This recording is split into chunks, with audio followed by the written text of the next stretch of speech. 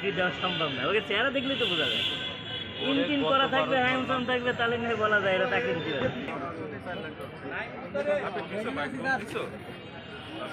আমরা গোয়েন্দা তথ্যের ভিত্তিতে গতকাল বুধবার 15ই অক্টোবর 2025 দিবাগত রাত 11 ঘটিকায় খুলনা মহানগরীর সদর থানাধীন 3টি hotel, Khulna hotel, hotel Dhansiri, hotel সোসাইটিতে খুলনা নৌবাহিনী কন্টিনজেন্ট কর্তৃক অভিযান পরিচালনা করা হয়। উক্ত অভিযান পরিচালনাকালে নৌবাহিনীতে ভর্তি সংক্রান্ত জালিয়াতি চক্রের সক্রিয় 2 জন সদস্যকে আটক করা হয়। এছাড়া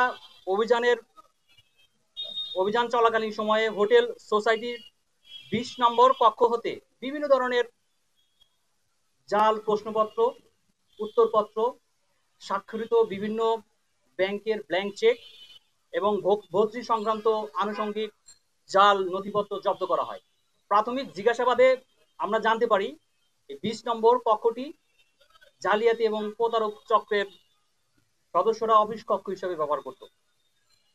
এই হোটেল সমূহে অবস্থানকারী 17 জন চাকরি প্রার্থীর মধ্যে প্রায় সবাই আজ তাদের মার্ক ছিল, তাদের পরীক্ষা ছিল, কিন্তু তারা আজ জালিয়াতি এবং প্রতারক চক্রের জালিয়াতির শিকার।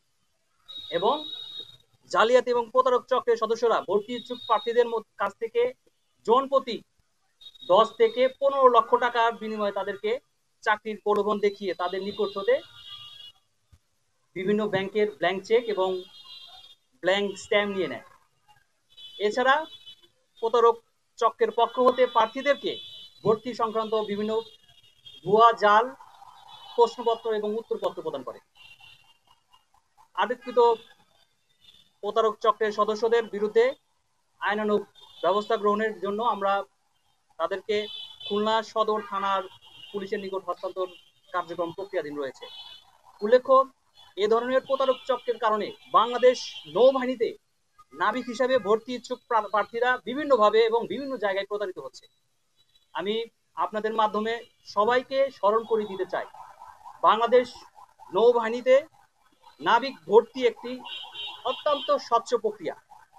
নাবিক ভর্তির কার্যক্রম এবং কোনো ধরনের আর্থিক লেনদেন এবং কোনো কিছুর বিনিময় করা হয় না এবং তা আইনত দণ্ডনীয় অপরাধ।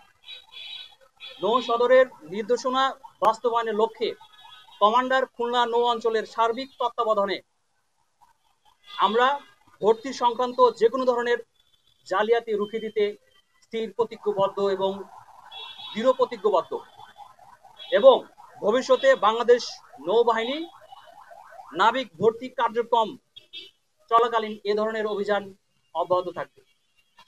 ধন্যবাদ সবাইকে। আসসালামু আলাইকুম।